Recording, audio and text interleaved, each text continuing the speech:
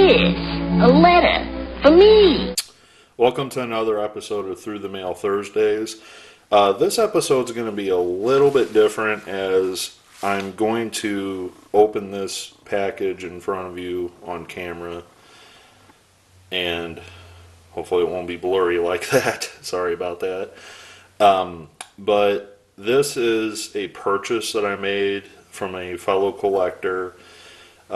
He said that an individual had recently passed away and he was liquidating the collection for this individual's family and just trying to get something out of the lifelong collection that this person had put together. This video is going to be me basically opening up this bubble mailer and sharing with you some of the autographs that we've pulled out of here. And I'm going to pull these out, and I'm going to pull them out in the order that I think are the best. Now, with these autographs, I will tell you that every single one of these is a Hall of Famer.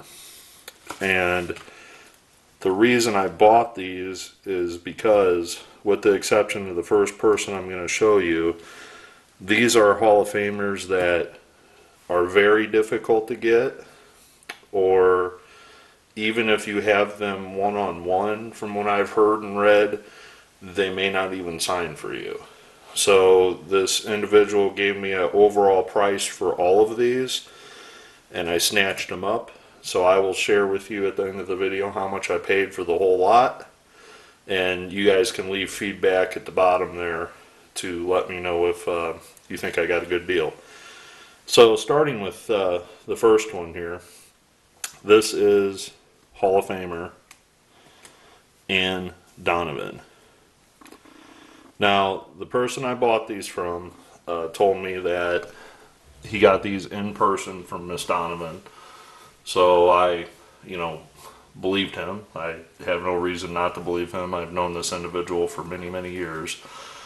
But Miss Donovan is a Hall of Famer. She is currently coaching. She played at Old Dominion University during her playing days. I believe she won a couple Olympic gold medals. Yes, she won one as a coach. And she also won two as a player. So she currently is in the coaching ranks in the NCAA. I'm very happy to add these to my collection because I don't have a chance to see Miss Donovan where I live. She's a East Coast, at an East Coast University, I believe. So I have no access to her where I live. This individual that I bought these from lives on the East Coast, so I think he, went and saw her in person and got these in person, and he was just looking to liquidate his collection out. I believe, I've never tried, but I believe she does respond to through the mail requests. So like I said, with the exception of her, everybody else on this video is not somebody that you're going to be able to obtain through the mail. So I don't want some of the younger viewers, or any of the viewers I should say, that are watching this video think that they can obtain these individuals through the mail that I'm about to show you, because you're more or less going to lose your stamps and lose your cards if you do send these to these people. With the exception of Miss Donovan. Miss Donovan does sign her mail from what I understand. So very happy to add those three to my collection, to the Hall of Fame collection. Alright, the next person that I'm going to talk about is a very highly touted prospect in the early 80s. He was actually the #1 overall pick in, I believe, the 1983 draft. He played at the University of Virginia, and that is Mr. Ralph Sampson. Now, Sampson, a Hall of Famer, he was a very dominant 7'4" center in the college ranks. He was drafted by the Houston Rockets, #1 overall in 1983. He was Rookie of the Year, averaging 20.7, 10.9 boards a game with the Rockets. Then, after his first 3 seasons, things kind of went downhill for him. He had multiple injuries, before, 3 knee surgeries, all types of debilitating injuries to your basketball career. And most notably, he played for the Houston Rockets with also a young Hakeem Olajuwon. At one point, him and Olajuwon were the Twin Towers, for the Houston Rockets, but they were unable to beat out the Showtime Lakers of the 80s to win any championships. And Mr. Sampson moved on to the, as you can see on this card, the Golden State Warriors, and I believe the Sacramento Kings after that. But very happy to add Mr. Sampson to my collection. He is by far a very difficult autograph to obtain. If you do see him in person, I think he does sign for you. But I know that he doesn't do through the mail autographs. So, again, very happy to add him to the Hall of Fame collection. Now this next one, tragically, you won't be able to obtain, but this is Moses Malone. Now, Moses Malone is probably the most famous high school to pro athlete in the NBA that I can come to mind, and the ABA, I believe he played for as well. But Mr. Malone, as you can tell from the back of this card, played a very long time in the NBA. I mean, his stats start, in the 76-77 season, and this card was in 1993-94. I'm not sure if he played past that, but he may have.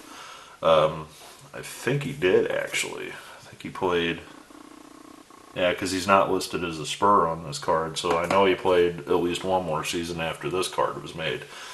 But tragically, Mr. Malone passed away at a pretty young age, actually. For a retired basketball player, he wasn't very old when he did pass, but unfortunately, you won't be able to obtain his autograph unless, of course, you find maybe a certified one or maybe a raw one like I was able to get here. And this is a very welcome addition to my collection. I believe I have another Moses Malone autograph. I want to say on the cover of his Sporting News, like it's just the cover, it's not the complete issue, that I picked up years ago might have even been before he was in the Hall of Fame, only because I thought it was a pretty cool piece, so I just snatched it up for under $10 or something like that. But anyways, very happy to add Moses Malone to the collection, put it in one of these screw down holders, because this is going to be a pretty good centerpiece of my collection in my Hall of Fame basketball one. Now another one that I want to talk about is a Hall of Famer, another Houston Rocket, actually. I guess we got a theme going here because Sampson, Malone, and this next person were Houston Rockets. Anyways, this individual actually technically was a San Diego Rocket. And if you haven't guessed who I'm talking about, that is none other than Calvin Murphy. Pull it up a little bit. Hopefully it's not too blurry. But Mr. Murphy was inducted into the Hall of Fame in 1993. He was the point guard basically throughout the 70s until 1983, actually. So Sampson's first year was Murphy's last year, and he was more or less the person that anchored the point guard position for the Rockets for, I guess, almost a decade and a half almost. But again, the 70s Rockets weren't the strongest team. They were competing with the Lakers in the West, and the Lakers won quite a bit of games, you know, in the 70s and, you know, early 80s, you know, when Mr. Murphy was playing. But Murphy is a Hall of Famer. He's as far as I know, I've never seen anybody successfully get him through the mail. I don't know anything about his in-person signing habits. I can't say good or bad, but this card was signed, you know, in person. You know, I don't know the background too much on it, but it is an in-person autograph, and he actually inscribed Hall of Fame on the card. Excuse me. That's what that says below his autograph. There is Hall of Fame, and very happy to add Calvin Murphy to the collection. This is, you know, somebody that I don't see obtaining anytime soon. You know what? Unless I bought a certified autograph on eBay or something. But the part of the country I live in, the NBA isn't that popular because there are no NBA teams, you know, anywhere near here. So, you know, the odds of finding this just going to a card shop or a card show are pretty slim. So the opportunity to get this over the internet is, you know, from a reputable trader was a very happy addition. Now, I saved probably my favorite for last, and this is somebody that was part of the 1992 Dream Team. I paid the most. If you break down the amount that I paid the most for this signature out of all of these, which understandably when I show you you'll understand, but it's none other than Gonzaga's greatest player ever, John Stockton, on his college basketball greats card. This is that oversized Kellogg's set that used to come in a cereal box back in the early 90s, 1992 to be exact. There's a little bit of a ding on the corner, but that's understandable because these are oversized cards. They're not traditionally sized like your normal cards. They're just slightly a little bigger. So I couldn't find, say, like a screw down because these are fit to mold to regular cards. Otherwise I'd probably put it in something like this, and I might locate something eventually for that. But I just stuck it in this regular top loader for the time being. But from what I understand, Mr. Stockton is kind of hit and miss about signing through the mail.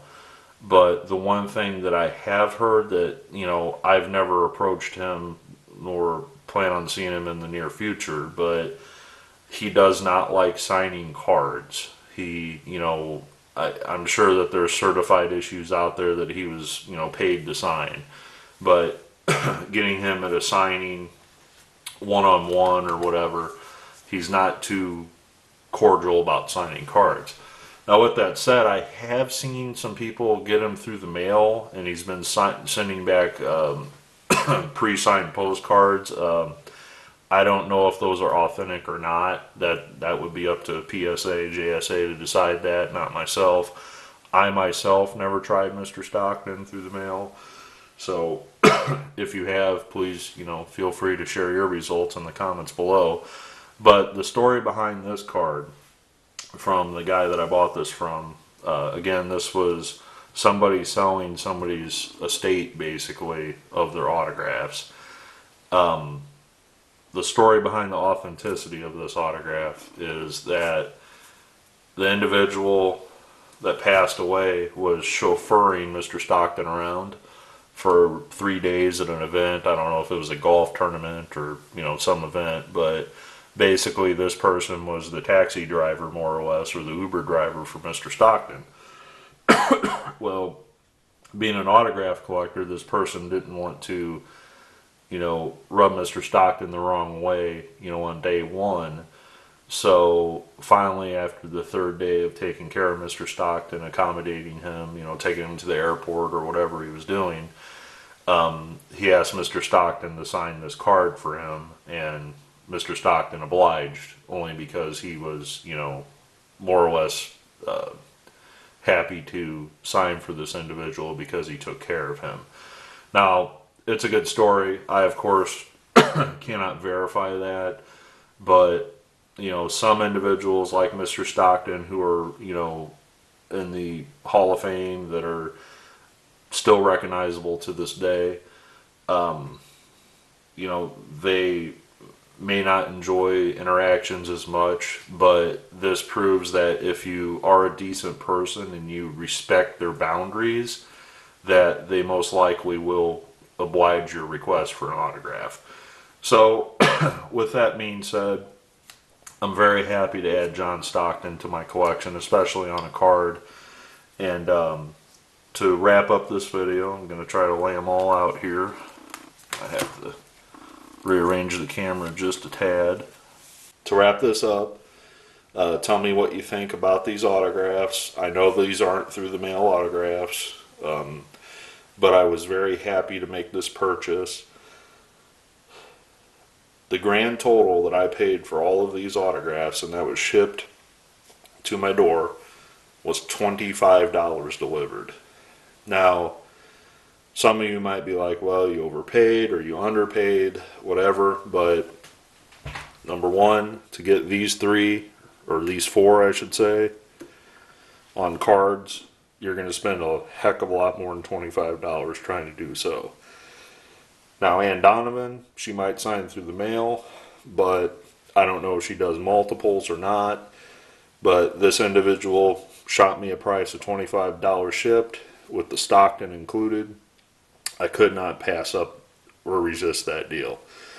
So, leave some comments below. I'm sorry this video is a little bit longer, but as you can tell, I covered some more athletes than I normally do. So, let me hear your thoughts and look forward to your comments below.